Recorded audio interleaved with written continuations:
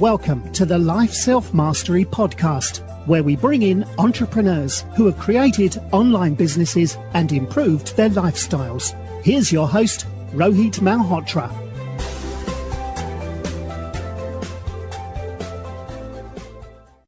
Hi everyone, this is Rohit from Life Self-Mastery. Today I'm excited to have Ezra Goldman, who's the founder of Upshift, a fractional car leasing service for low mileage drivers.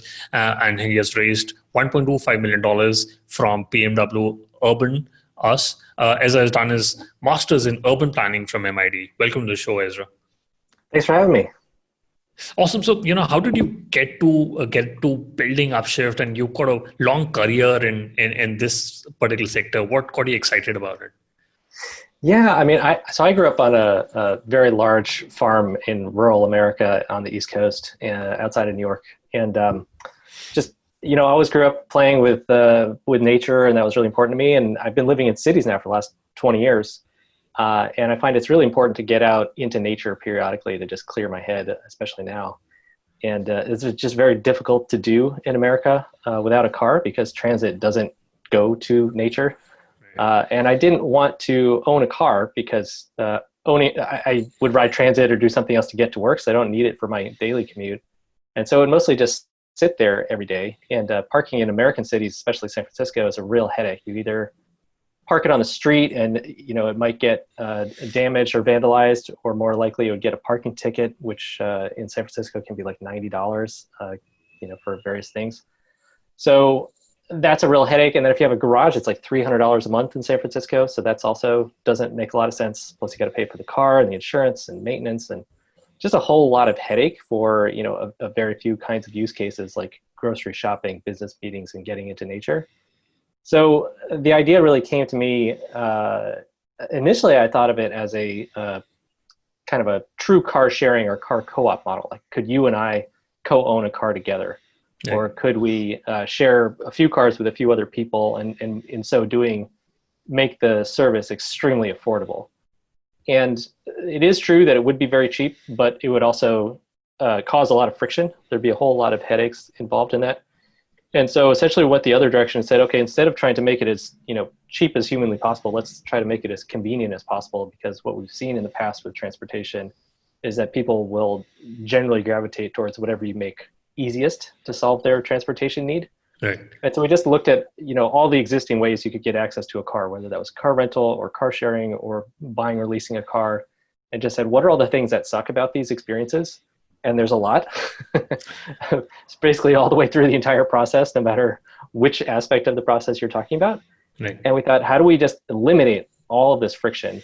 And then how do we give you what you want, which is just the freedom of mobility to go where you want and when you want? And how do we make that experience look and feel as much like ownership, but just without all the headaches? So that's kind of that's the process we went through. Interesting. And you started in 2016, and you've been able to get around 1,500 plus signups. So I was wondering, what was how did you get those, initial 100 set of users on board? Was it word of mouth marketing, or or were you spending a lot of money on Facebook and Google ads? We did very, very beginning in the early days, like before we even launched, we actually spent a little bit of money on Facebook ads, mainly to kind of test the market and see who might be interested in a service like this. We also were trying to figure out like which car we should put on the platform. So we put on like maybe 20 or 30 different makes and models that we had seen that were popular on other car share platforms. And then we just saw like which ones did people click on, which ones that they seem most interested in, and kind of got it down to like a Prius and a BMW 3 Series seemed to be the two most popular models. And then I went and interviewed a whole bunch of people, waiting for tech shuttles and stuff, and said, what would you think about a service that would deliver a car to you? Since that was sort of the initial version of the concept, was just hit a button, get a car, and make it super convenient. No paperwork, just make it super easy to get a car. And essentially what we found was I would say 80% of the people didn't really care that much about the car as long as it was a reasonably decent car. Right. They just wanted a really convenient, easy experience. And then there was like another 20% who were like, oh, I really want, a fancy German car, basically. 3 Series being probably the most popular. But then you would ask them how much they're willing to pay, and they're like, "Oh, not more than $100." Like, well, it probably cost you about $200 a day to get that experience. So it's a smaller market who isn't willing to pay for the service. So okay, we're going to go with the Prius. So that was kind of how we got there. And then through that process, we had sort of a list of names that I think kind of helped us get going. And then there were sort of, some friends of the company and stuff like that. And then we ran some Facebook ads once we launched. And beyond that, like, I would say it's been 90% word of mouth since we launched, really. Got it. And I was wanted to understand what's your business model? Or how much do you charge per customer? And like Uber has a lot of different models, but does Upshift also has a lot of models which you try to upsell to your customers? Yeah, so when we started, it was a pay-per-use model back in 2016. So it was started out at $69 a day flat rate. Then we increased it to $89 to $109 a day. That included insurance, delivery to your door, came clean with a full tank of gas. We would gas it and clean it when it came back, pick it up anywhere in our service zone in San Francisco. So that included everything, taxes, everything except for gas and tolls, basically. There's some bridge tolls around here. Then we repositioned in early 2018 to a subscription business model, and we've tested out a variety of different packages and plans there. But I would say the stickiest have been our 4-day-a-month plan is probably our most popular. So 4 days a month, up until a few weeks ago, was $259 a month with $0 down. And then you get 4 days a month of drive time.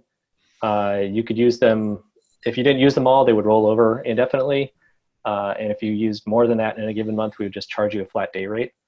And then we've tried 2-day plans, 6-day plans, 8-day plans, 12, 16. We've tried a variety of different combinations. Right now, our current pricing is 4 days, 8 days, and then a Monday through Friday commuter plan, where you get the car all week, essentially, to drive to work. We found when we repositioned, and I would say a few weeks ago, we relaunched our pricing so that we dropped our monthly rates and added a initiation fee or an activation fee. So it's $750 to start, and then plans start at $209 a month. That includes taxes, delivery, full coverage insurance, basically everything except for the gas and the tolls. So that's where we just, and the reason for that is really to make it look and feel as much like leasing as possible. We really want to differentiate our service from car share or rental car, which is what we found people typically saw us as when we were just a pay-per-use. So we would get people who might use our service, a few times a year, and we would think that was a great customer. They came 4 times a year. Wow, what a loyal customer, right? And now we have people who will use it, 2-3 days a week, just ongoing for years at a time. It's just a very different relationship that we have with those members than, you might have with some tourist from Ohio who wants to, get out of paying for damages or something. So. Got it. And what I've seen with the Uber model is it's been replicated all over the world. We got Ola here in India, you got Gojek and Bolt in Europe. Do you think it's because of millennials who are not looking to invest into cars, and they're looking at a car share model like that of Uber and Ola, or do you think there will be challenges going forward to see a growth in a car lease sort of company? You mean kind of what's our barriers to entry or barriers to someone else coming along doing the same thing? Correct. Yeah. Yeah. I mean, I would say honestly, some of it is it's just a hard business to get off the ground. You have cars and operations you have to manage, and deliveries are really hard. There's a whole bunch of different things that we're combining, and I think you kind of have to get them all just right? You have to, your operations have to be really efficient, and that connects to where you decide to launch your service zone, which markets you decide to go in, how big your service zone is, how you actually get from car to car when you drop the car off. And that's connected to which cars you choose to put on the platform, how many different types of cars you put on the platform, how you set your pricing, will also shift behavior and the kinds of users you attract. How you structure your financing, how you structure your business in terms of how you actually raise the capital to run your business. There's just so many different aspects of it. There's a hardware integration that you have to deal with.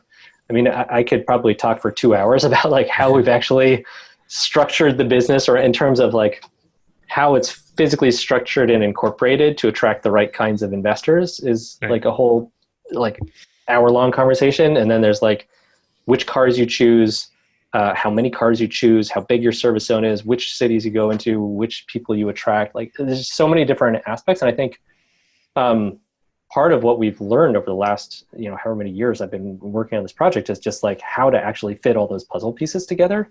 Right. And I think that somebody could probably come along and get like a bunch of money from SoftBank and like try to launch something.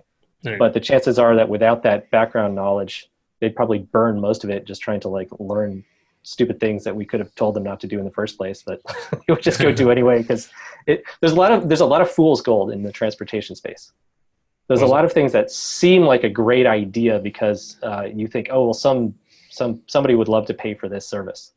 Well, that may be true, but you may not be able to execute that, service proposition in any kind of affordable way.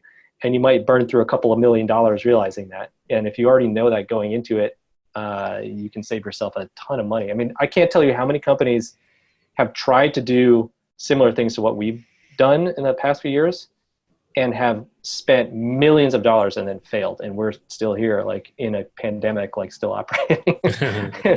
So I think, and that includes a couple of OEMs, Audi, Ford. So Ford tried to do a fractional car leasing service in Austin, Texas. Oh. I don't know how much money they spent on it. They could not sign up a single person. They could not get one person to pay them $1 for their service. And Audi tried to do a fractional car leasing service in Stockholm, and they ran it for a year or two, and I never heard much about it, and then they wound it down as well.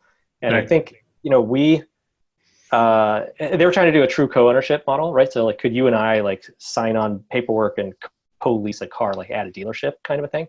They had some software and insurance and stuff. I mean, that's not the hard part. And then they realized, of course, that nobody wants to do that. And we realized that by just talking to a bunch of people and saying, hey, would you do this? And people were like, I don't know, I have this concern and that concern. And the other concern, we're like, okay, after a few months of like talking to people, we're like, yeah, I don't think we're going to raise money around that idea. I just don't think it's going to go anywhere. And, these car companies were like, well, we'll put a couple $1 million and a few years of resources into that to find out if it works. And it's like, well, you can do that too, but you come to the same conclusion. So. No, interesting you talked about it, because I was wondering, are there other competitors also, like you mentioned, who have raised a lot of money, but are there other competitors who are also doing similar things, not only in US, but across the world? No, although I have heard a couple people come my way who have been working at big companies that you would have heard of, who've said, hey, I've been kicking around the tires of some kind of fractional leasing model. I want to talk, maybe I want to join you. Maybe I want to do my own thing. So I do think that it may not be long before we start seeing some things out there. We certainly have a couple of companies that have tried to do on-demand rental car delivery. There's one here in San Francisco that just raised a few $1 million. I'm not quite sure what they're doing that's different from another company that was doing the same thing in LA a few years ago and raised a few $1 million and ran it for a couple of years before running it into the ground. Not really clear to me what's different this time, but we'll see. Correct. And I want to understand, what are the unit economics? Are you leasing cars from other companies, and what are the sort of profit margins you're on while you're trying to scale up the business? Yeah, we have our own fleet, and I think that's a whole, again, probably another very extended conversation about why we went that route. But I think you can kind of look at it near term and long term, right? So long term, if you look at the future of autonomous fleets, I think it's pretty clear. You look at Google, Cruise, pretty much any of these companies, they're owning and operating their own fleets of identical vehicles. They're not, using rental car company cars. They've got a ton of hardware and software and customized vehicles. And it's just it's a whole it's a whole thing, right? You can't just go and use like a personally owned car or a rental car, fleet car, a dealer car, or wherever else you get a car. So that's kind of looking at the long-term vision. Short-term vision is there's just a lot of complexity with using someone else's assets. That's you got to line up utilization, right? So do they want the car when you want the car? Typically the answer is yes. So that's one problem. What kind of cars are available? How do you integrate the hardware into those cars when it comes to telematics? Typically that's not something you can just do on some car you don't own. Plus a lot of complexity once you have a whole bunch of different types of makes and models in the platform. So there's a whole bunch of things that really have to be addressed. And then just your operations of like, where are the cars stored? What condition are they in when you pick them up? How much time do you have to spend cleaning them and getting them ready and servicing them?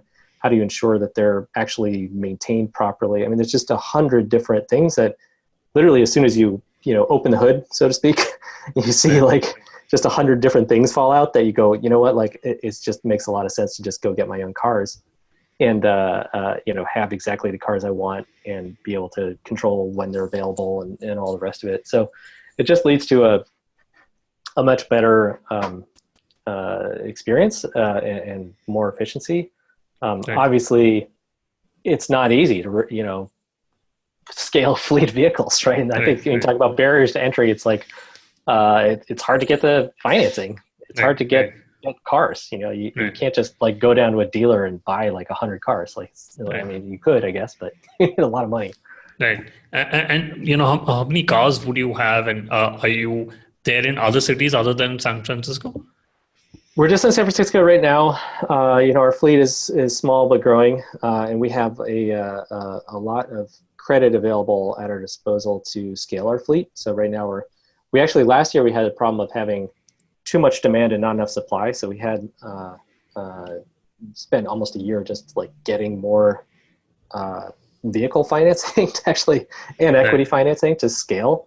And so now we have the reverse problem. Well, it's not really a problem, but the reverse situation, which is we have a lot of supply, and now we're turning around and saying, okay, now how do we like fill out this with demand? And of course, we managed to get both debt and equity financing just before COVID, so that's kind of thrown a little bit of a wrench in our. And now there's like race riots in San Francisco, so it's definitely been a challenging time to try and grow a business. But we were sold out the last 2 weekends, so I mean, nice.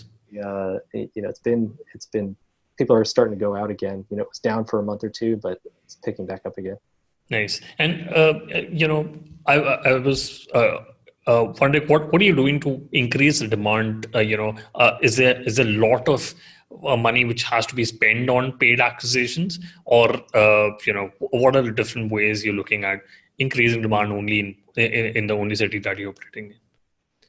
Yeah, we're actually actively trying to figure that out right now because like I said before, we did run some Google and Facebook ads in the past. We've tried doing some field marketing campaigns. I don't think we've like nailed our funnel yet. Right now, we're focused on kind of fixing holes in our funnel, right? So once somebody gets to the website, like, do they understand what the service is? Do they understand how to sign up? Do they get hung up somewhere in that process and fall off? And how do you kind of get them all the way through the funnel, right? So we're focusing primarily on sort of the middle and bottom of the funnel, like what happens once somebody gets to the website? How do you get them to be a paid member? And then the next thing is going to be, how do we really, open up the top of the funnel, right? Because you don't want to just spend a bunch of money on top of the funnel and have everybody fall out of a leaky bucket. Right. So we're focused on kind of the bottom first, and then kind of working our way up to the top and developing that whole growth strategy right now. I say that has to do with, we're looking at some, changing or improving, I would say, the copy on the website, improving the UI, UX and flow on the website, which we just completely overhauled a few weeks ago with a new pricing change. So that should help. And making some adjustments to the pricing model. We have a whole bunch of like pricing model tweaks that we want to try out in the next few months. And then on the acquisition side, on the top of the funnel side, I think it's going to be primarily, we haven't rolled it out yet, but I think it's going to be primarily, Facebook ads and mailers, like actually mailing paper paper postcard. Oh, interesting. Right. And, you've recently got funding from a crowdfunding platform, which is Republic, So why did you go through the crowdfunding platform rather than, look at angels investing or from angels or from VCs to get, more equity funding? Well, a few different reasons. So one is, first of all, it's still active. So you can go to republic.co/upshift and you can invest as little as $100, even if you're in India. Right. And that's an equity investment. Right. So that's active right now. We went with that platform primarily. There are two of our investors who really had been nudging us to do it for almost a year before we actually did it, and been really happy that we decided to go that route.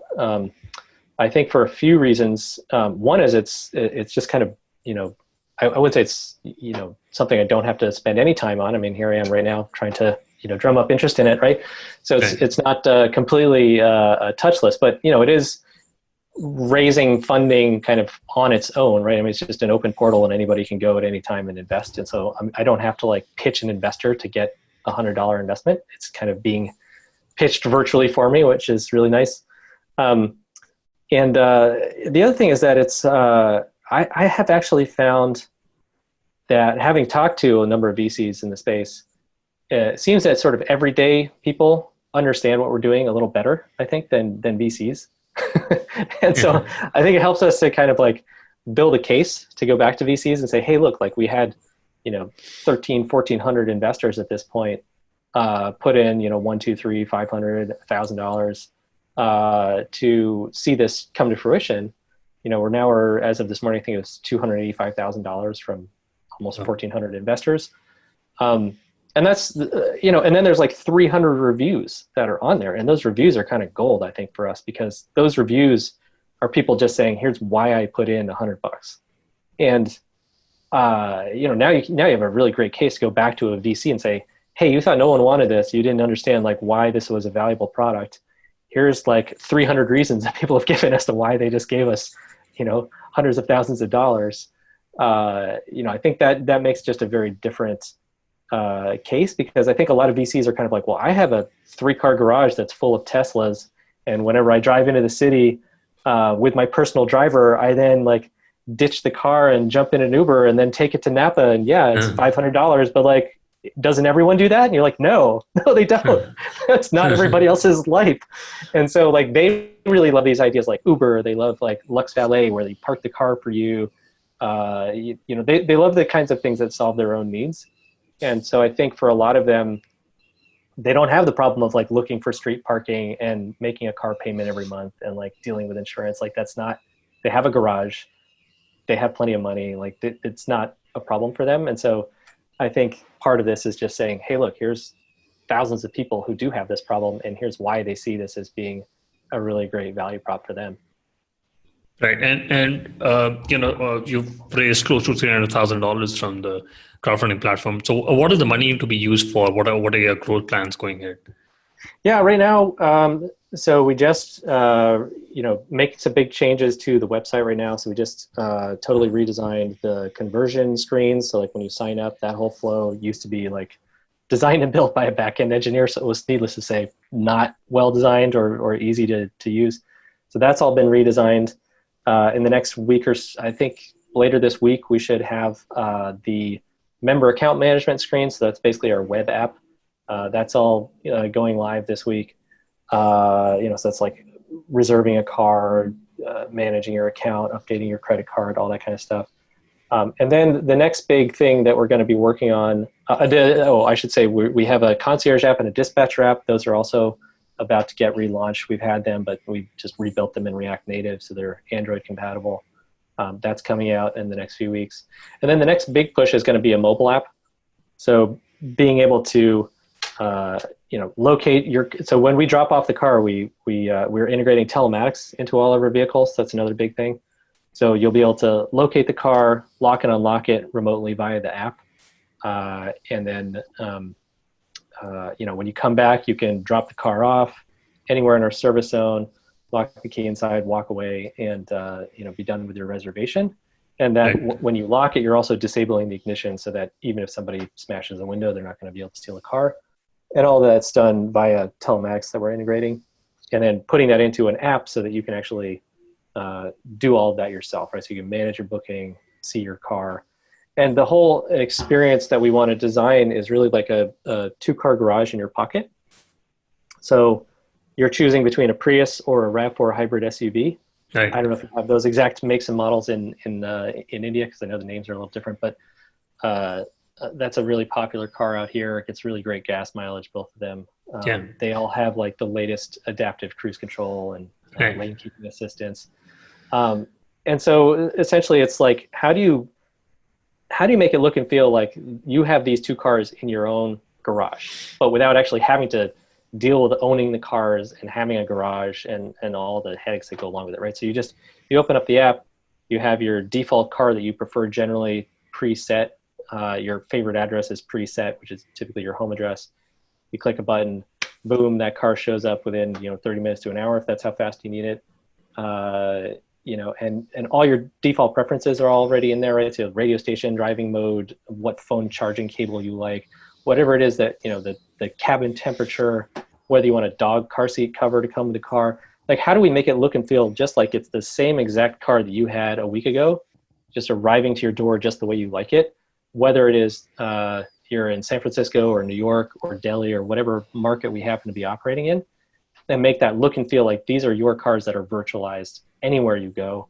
They show up exactly the way that you want them to be, even down to the spec and the paint job. Wow. We're making everything just complete. And people have come and told us, say, wow, did I get the same car last week? I'm like, I don't know. I'd have to look at our booking system and see.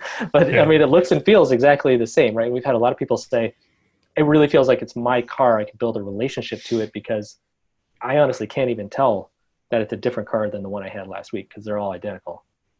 So, it's just, how do you build out that experience end to end that looks and feels like it's your car?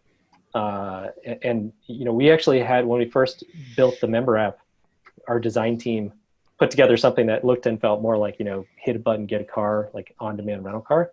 And we had them just completely throw it all away and start from scratch. Because that's not what we're building. It was like kind of an Uber-like interface. We're like, no, that's not what this is. So I think that's the next big push. And then it's just, tripling the size of our membership base, tripling the size of our fleet, developing that growth marketing funnel. So we can say, okay, if you give us $1 million, here's how much it's going to cost. Here's how we're going to acquire those customers and how we kind of push them through the funnel. And then building out the core team, right? So we have a number of people, crazy talented, like these are Harvard Business School or ex-Uber or ex-Lime or you name it. There's so much raw talent out there right now because all these companies just laid off 20% of their teams. And there's so many just incredible people who are just like, what's my next thing? And our problem has been they all want 6-figure salaries. Right. So they come to us and they say, I need $10,000 a month. And I'm like, oh my God, I got to double my burn just to add a couple more people to the team. Right. And so that's we're really looking to bring on an operations and a marketing person to help us to grow the business and then also to manage the day-to-day operations and deliveries and all that. And then to bring on some more delivery concierge who are also core teammates. So probably another 3 to 6 concierge people as well. So that's basically what the money is for. And then go back later this year and raise venture capital, say, look, we just raised, say $1 million on Republic and we've done all the things I just said. And now we want to, get another couple $1 million to really blow this out in San Francisco and scale it up. Interesting. And are you looking to looking at other cities like New York, Boston, Chicago to scale up your market? All of those places. Yeah, exactly. Yep. Right. Interesting. And how big is your team? And you've also managed to score funding from BMW Group. So who are your current investors right now? And how big is your team, and where are they placed right now? Yeah, we have seven teammates. About half of them are remote, and actually most of them are in India. So nice. three people in India, one in Ukraine. We've got 3 here in the States. And then we have kind of a outsourced team of designers in Poland that we work with and have been working with on all our design needs, so our website and mobile apps and stuff. Who are the investors? So we've raised, if you include the money that we've raised on Republic to date, it's about 1.6 million. Right. That's about half debt, half equity. So, I'm actually a little more cagey about the debt side. I think that's kind of the harder side to figure out like who exactly you get that money from and how you go about it. But we have a really great partner on the equity side that's pretty well known and pretty great. On the equity side, Mini BMW or Mini, which is a BMW subsidiary, put in a check. Urban Us, which is micro VC focused on sort of government technology, urban technology. Right. Ford put in some non-dilutive funding as well. We got a number of angel investors. Probably, most prominent maybe is the co-founder of NerdWallet put in a check. Nice. With the former CEO of Aon Insurance Global Analytics, who does a lot of the insurance for like Uber and Lyft and these companies. Interesting. They put in a check from their fund. And then we had an AngelList syndicate that we ran as well. Nice. And that brought in like a couple $100,000 on that. I think it was 180,000, something like that. And actually the Sundeep Ahuja, who led that round on AngelList, is actually a partner at Republic. So that's another reason why we went with Republic and not somewhere else. He's like, hey, you should do this. Oh, nice. So, yeah. I think Sandeep is one of the biggest AngelList syndicates out there. So that's very credible. He's done a ton to really help us build the business for sure. He's been very supportive. Right. I think he's been an investor more than 200, 300 startups. I think he's a very, very active investor. And I think he's recently joined Republic, and having him on the team is a great credibility. Definitely. And he's also really mission aligned in terms of, our push to be reducing our CO2 emissions and having an impact on that side, which is really important for us. So all our cars are hybrids right now. We'd love to get some electric vehicles on there. Obviously, it adds a lot of cost and complexity to our operations. So we've been hesitant to do that, but I think that's definitely near term. Right. And it's very interesting you pointed out that you have team members across the world in Ukraine, Poland, and India. But do you think after the COVID issue, with a lot of people getting fired and from companies like Uber and Lime, do you think Silicon Valley will not be, San Francisco, Silicon Valley, and hotbeds like New York, people will start moving out of these cities, and a lot of talent, you can get it from remote places? I think near term we might see some. I mean, right now it's honestly like, I'm getting pings every night saying there's a curfew and there's like helicopters flying overhead and police sirens. And, if I just go grocery shopping, I think I'm going to die of a pandemic. Like, there's a lot of reason to leave the Bay Area right now. Not to mention the fact that it's, $3,000 a month for, starting price for an apartment. So, I think probably in the next year or two, we might see some sort of near-term fallout where people say, hey, screw this, I'm going to move to Tahoe or something like that. Right. But, I think long-term, I did my master's thesis at MIT on remote working and digital work back 15 years ago now. This is 2007. Wow. And, look at studying, like, people now have laptops, they have Wi-Fi, like, why do they need classrooms? Why don't they just work from anywhere? Yeah. And, what I found in doing all that research was that with a few exceptions, most people still really rely on face-to-face interactions. Yeah. And it's pretty sticky, right? Like, I mean, if you look at, you could look at a few examples, right? So the Black Plague being notable, right? 500 years ago, everywhere in Europe just like got completely decimated by the Black Plague. Right. Well, did Paris go away? I don't think so. It's still pretty important. And you could look at when the telephone came out. Right. So the telephone came out, everybody said, okay, everybody can pick up the phone and call anyone anywhere. Like, that's the death of cities. No one will want to, you can live anywhere. Well, what happened? Well, people are still moving to cities, right? And then the internet came out. People said, now it's really done. No more cities now. Like, everybody's got to move and live wherever they want. They'll be in rural Vermont, like, doing whatever. well, my brother lives in rural Vermont, but most people don't. um, Right. it's just, I think the fact of the matter is just that, people are very social creatures. You see, even now with threat of pandemic, people Right. are still going out protesting. Right. There's a need to be connected to other people in a personal way and to be around each other.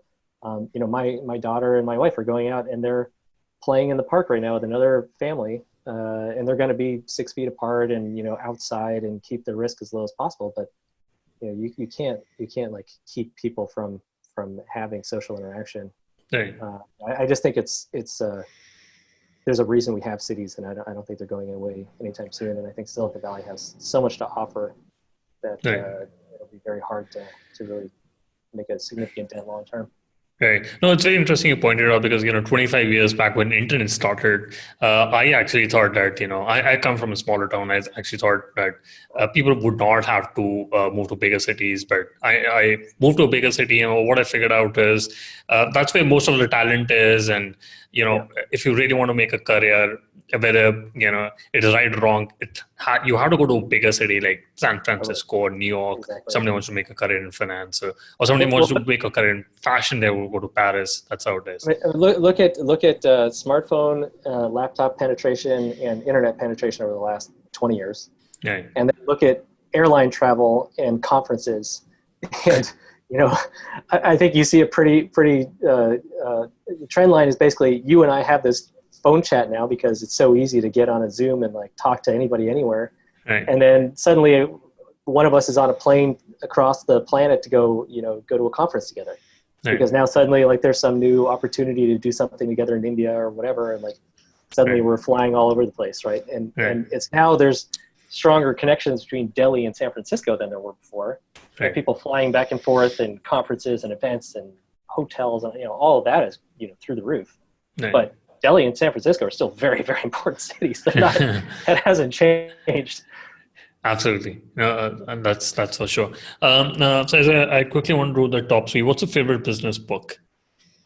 Yeah, I think we're very lean at Upshift. We've it's kind of funny. People always think of this business saying, "Oh, you have to have a ton of money." Well, we've raised a lot less money than pretty much anyone else, and building this business.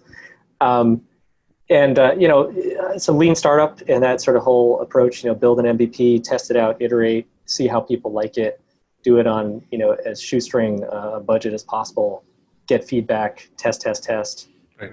Pivot, adjust. I think all of that is very much part of our DNA is really talk to our customers, understand the market, figure out how people are using your service, and continuously try to keep improving the service. So I think that's really been pretty important for us.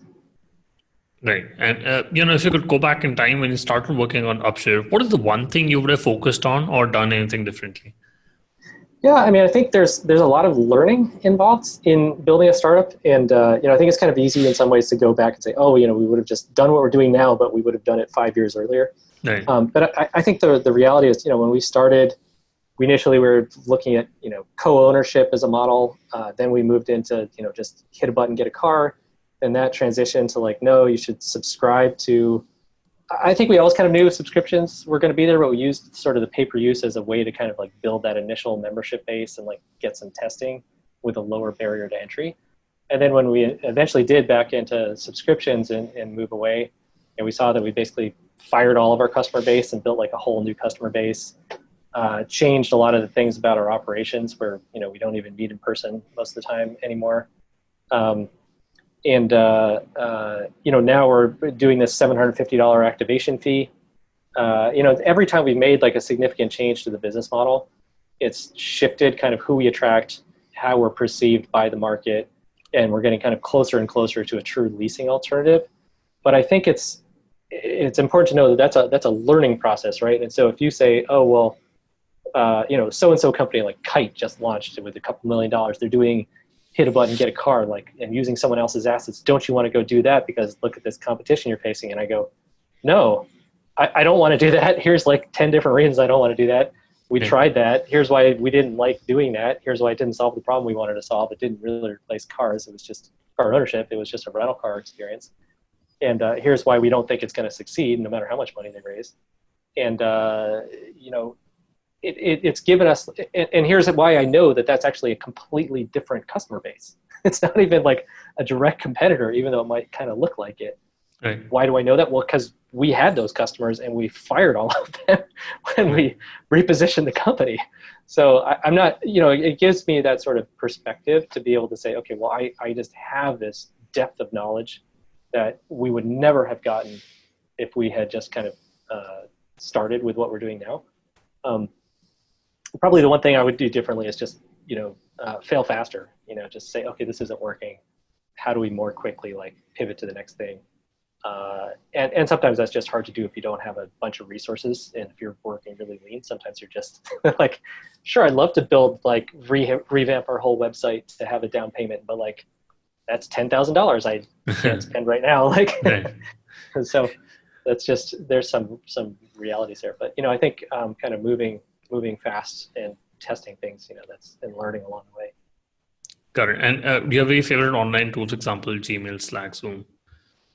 We live and breathe on Google Sheets. I mean, we run a lot of our fleet management on that right now. We'd like to automate some of that stuff, but a lot of it is still done on Google Sheets. And to be honest, I talked to someone who was running operations at Lime, and he was like, yeah, even hundreds of millions of dollars in the bank, they're still running on Google Sheets. They're managing their fleet, So wow. I think it's a pretty powerful, simple yet powerful tool, actually. Right. Interesting. And, what are the best way people can reach out to you and know more about Upshift? Sure. Yeah. My email is ezra@upshiftcars.com. You can just reach out directly, and, I'd love to talk to you about what we're building. If you're interested in investing through the Republic campaign, I would encourage you to ask any questions there on the Republic campaign page itself, and I'll respond through that. There are some SEC filing requirements where, if you and I get on a phone call and I start giving you insights about the business that aren't public, then suddenly it's insider trading. So I would say if you have any questions regarding investment through Republic, to do that publicly on the discussion of the page there at republic.co/upshift. Go check it out. And otherwise, if you're interested in marketing opportunities or joining the team or other things related to the business, then Ezra@upshiftcars.com. And then our website, of course, is just upshiftcars.com. Got it. We'll put that in the show notes. Ezra, thank you so much for taking our time and speaking to us. I really appreciate it. Yeah, likewise. Thanks for the investment and the opportunity to be on your podcast and tell our story. Thanks for listening to the Life Self-Mastery Podcast, where we teach you how to start and grow your online business. For more information, visit Rohit's blog at www.lifeselfmastery.com.